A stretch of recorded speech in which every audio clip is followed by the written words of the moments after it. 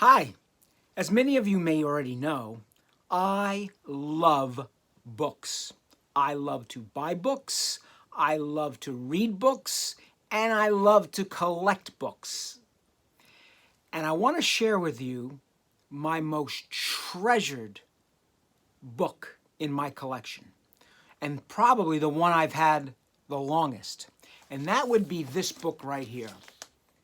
This book is The Celebrated Cases of Dick Tracy by Chester Gould. Chester Gould is the cartoonist and the writer who created the comic strip Dick Tracy.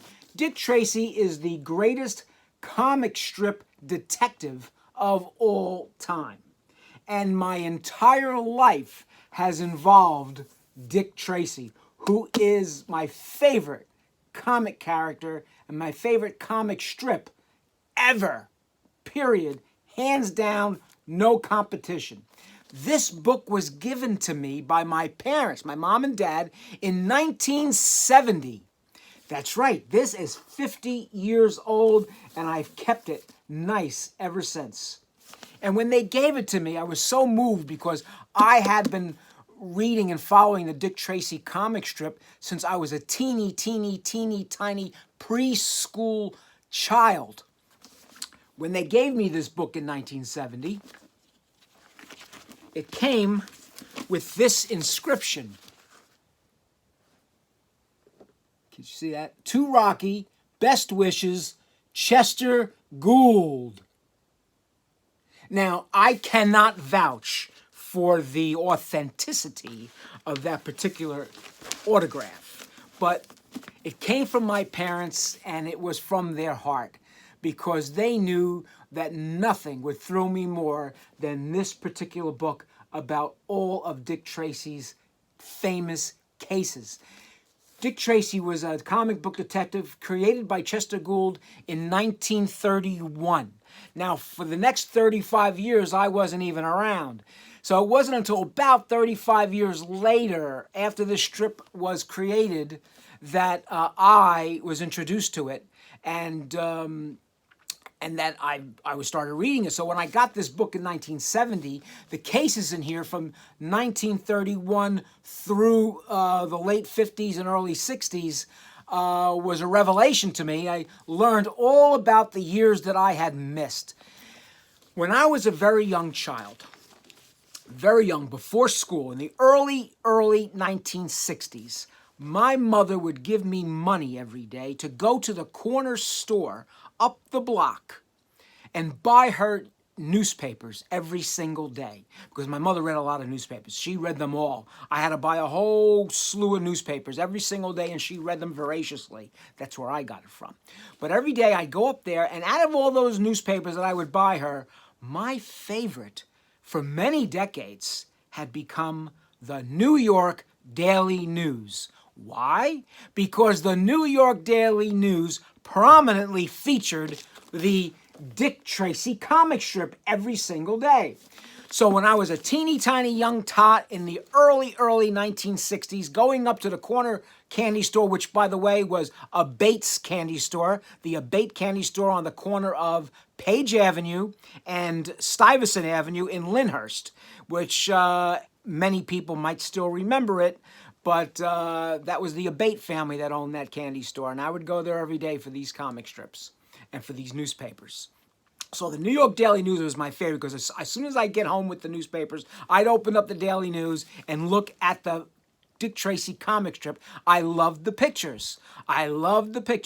So before I could read, I was looking at the Dick Tracy comic strip and loving it.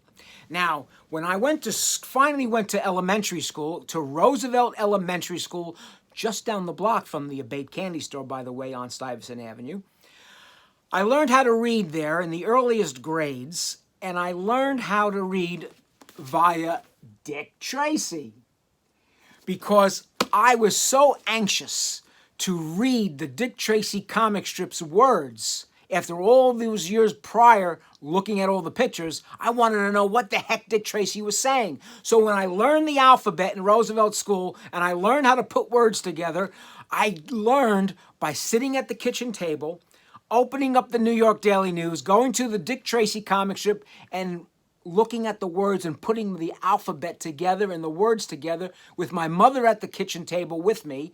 And that's how I learned to read. And I learned to read very quickly and pretty well because I was so anxious to learn what the Dick Tracy comic strip was actually saying. This was my main motivation at that time. And it really helped tremendously. Now, the most famous part of the Dick Tracy comic strip is its villains. Chester Gould created the greatest array of villainous characters, I think, in the history of comic strips, which is primarily, although I love Dick Tracy, I like the villains even more because they were fascinating. This is his most famous rogues gallery of villains. And here you have Stoogeviller, the mole. See the mole? He looks like a mole, doesn't he? Then you got Little Face. You got BB Eyes, Prune Face, Mrs. Prune Face. Then you've got, over here, you've got the Brow. It's the Brow. Vitamin Flintheart. Flat Top. Flat Top is my favorite of all the villains. Then there's Shaky. And then Breathless Mahoney. There's Mumbles, famous Mumbles. Shoulders, and Sketch Party. Now, there are many, many, many dozens and dozens of other villains as well that are great over the years. But in this book, these were some of the highlighted villains that Chester Gould included in this book, along with many more. But they probably were the most famous at this time in 1970 when this book was released. And I love the villains. They were fantastic. And every single one of them were arch foes of Dick Tracy that challenged him in every way, shape, and form for his detective skills to solve the crimes, find them, track them down, hunt them down, and capture them and get them out of commission. My favorite criminal, as I've said, is Flat Top. Let me show you Flat Top. Here he is. Flat Top was actually a professional mob hitman. He was a murderer for hire, a hitman for hire. And he went around murdering people for money. And Dick Tracy finally caught on to him and tracked him down and got his man. But Flat Top was a very popular character. I love Flat Top. And he came back in future strips years later as a recurring character because people just loved that character. Then there is another one of my favorites, the one and only the Mole. Love the Mole.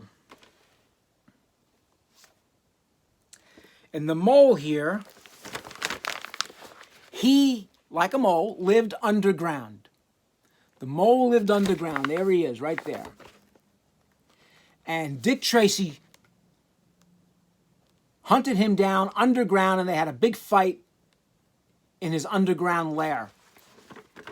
Now, what happened was, way before this, the backstory is that the Mole had a gang of criminal thieves, and the gang turned on the Mole, and I think it was around 1926, they said, and they were going to kill the Mole and take his money and split it between them. But the Mole talked them out of it, and he allowed them to stay underground with him in his secret lair, and they all got to keep their money. But the Mole got revenge. He went and murdered each one of his former gang members as revenge and took their money.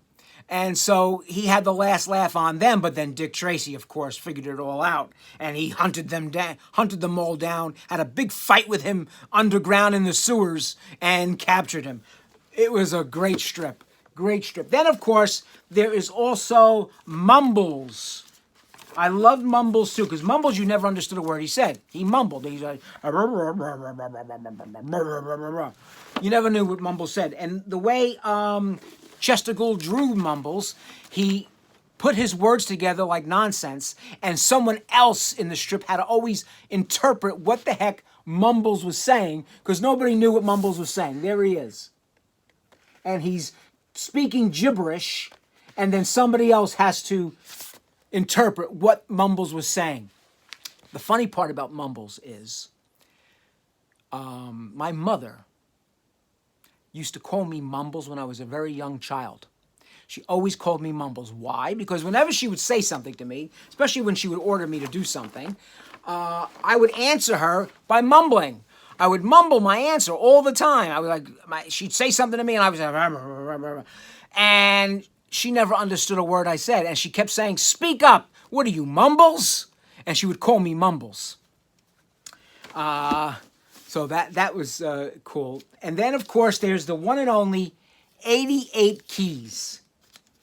Now, 88 Keys was a cool guy. He was a professional pianist and a recording artist. There he is. There's 88 Keys on his piano.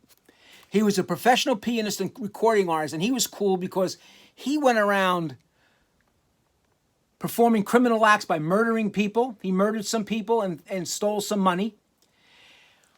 But he hid behind the persona of being a suave, debonair pianist and recording artist. So no one ever suspected 88 Keys of being a murderer and a criminal thief, except for Dick Tracy. Dick Tracy figured it out. He exposed 88 Keys for the criminal he was, and he tracked him down, chased him, and hunted him down, and got his man. So there's 88 Keys, the pianist, and that's how, by the way, his name is 88 Keys because there's 88 keys on the piano.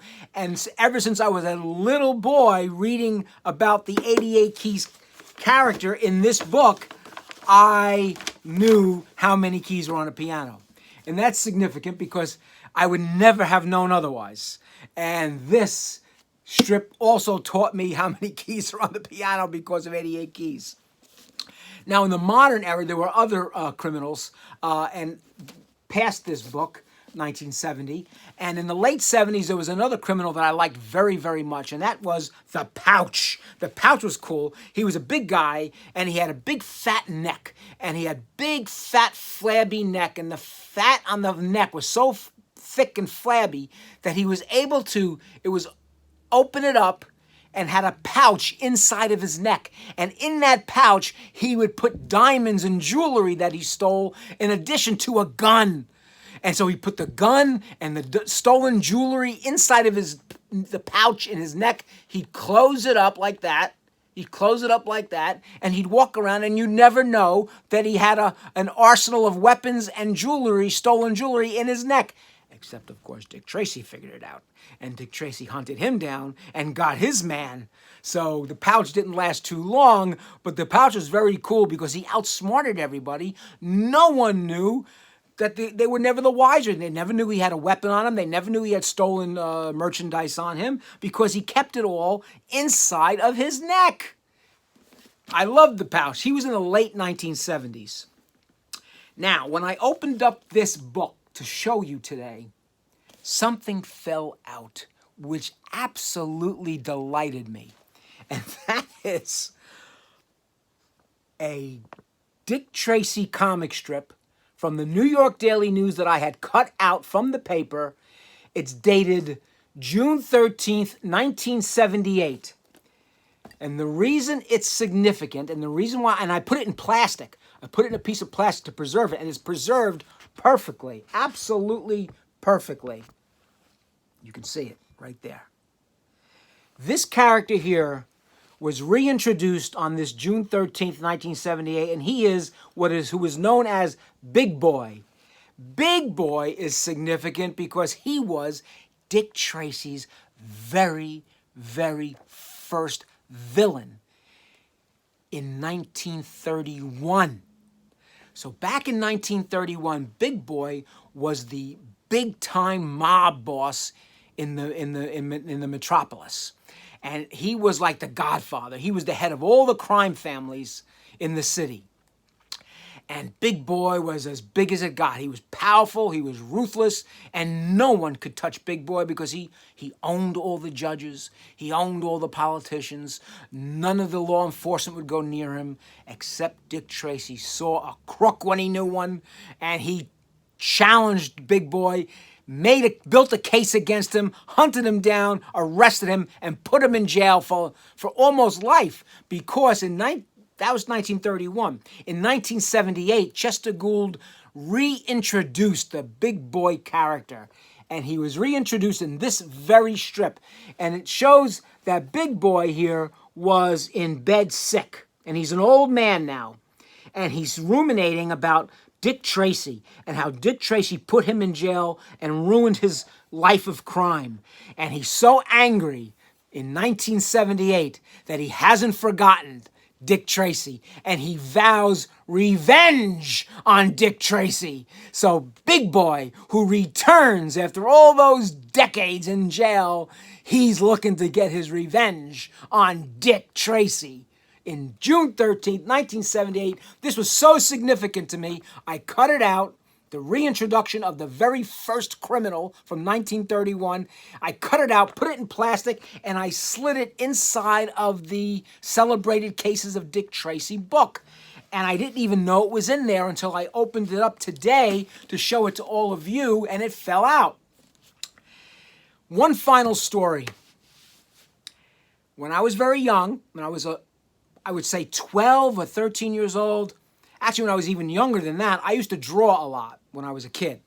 And I drew a lot of comic stuff, a lot of comic characters, and monster pictures. I loved monsters at that time in the 1960s. I loved the old time 1960s monsters. So I drew a lot.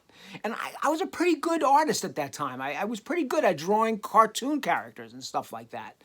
So when I was about 12 or 13 years old, around 12 or 13 years old, I drew all of Dick Tracy's villains. That rogues gallery that I showed you, I drew each character, their face, on an 8.5 by 11 sheet of paper, each one on each sheet of paper, and I drew it, I have to say, perfectly.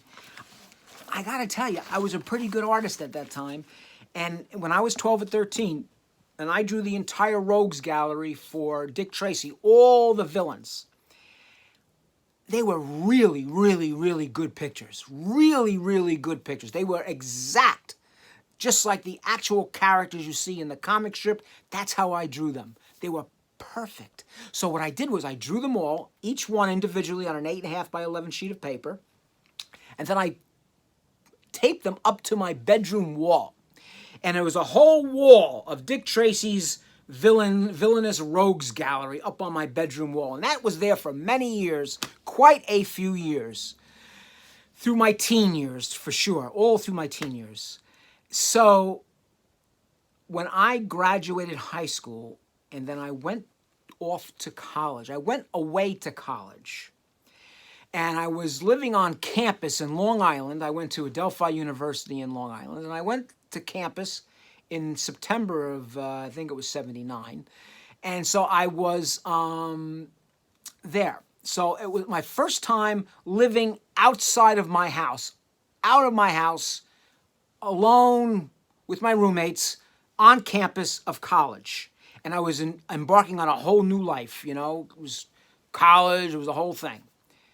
Well, I returned home for the first time, I think it was around Thanksgiving time, for the Thanksgiving holiday. I come home, I go up to my bedroom, and it's all cleaned out. The bedroom, my bed is there, my basic furniture is all there, and some of my clothes are still there, but my wall of Dick Tracy's rogues gallery of villains that I hand drew perfectly, was all gone. It wasn't there. What happened? My mother, as soon as I went off to college, my mother went right into my bedroom, cleaned the place out, got rid of everything. It was like she couldn't wait for me to get out of the house. So when I got home that Thanksgiving, there was no more pictures. Now, I didn't get too angry. I was like shocked and taken aback. But to be honest with you, at that time, I was living a new life. I was in college. I had other things to think about. I had papers to think about, classes to think about, new friends, new relationships. It was a whole different world for me. So I didn't obsess about the absence of my Dick Tracy villain pictures. So I really didn't get too angry, but I was kind of bewildered and shocked that my mother would go into my room, clean the whole room out completely, as if like I didn't exist anymore. But you know, that's like a message, like, okay, get the hell out of the house. So there you go. So I never saw those pictures again to this day. I moved out of my Page Avenue, Lyndhurst home. I went to Jersey City and I came back to Lyndhurst, and I made all these moves in the most recent year. And all that time, all that packing up, when I cleaned out the Lyndhurst, Page Avenue, Lyndhurst house, my family house, I never saw those pictures again. They were gone. I think she threw them out. Which I can't believe it, but that's my mother. You know, she was going in to clean out. She was cleaning out. So those pictures are all gone, and that's my only regret, is I don't have them anymore to look at and to marvel at my artistry, because I was really very artistic when I was young. Then after a while I stopped drawing, and I don't do that anymore, and I don't think I can draw anymore. I just kind of lost it. But back then, when I was 12, 13 years old, it was a big, big deal. So that's a story I wanted to share with you. My favorite book, my 50-year-old Celebrated Cases of Dick Tracy book that was given to me by my parents. And Dick Tracy played a very, very important role in my life growing up. Since before I went to school, I was reading Dick Tracy, and I learned how to read via the Dick Tracy comic strip. So that's how important this book is to me. Mwah. I love it, and I will always treasure it for the rest of my life. I think when I die, I'm going to ask this to be placed in the coffin with me. I don't know. We'll see. But I love this book so much, and I never want to part with it. That's for sure. So take care. That's the story about Dick Tracy and me.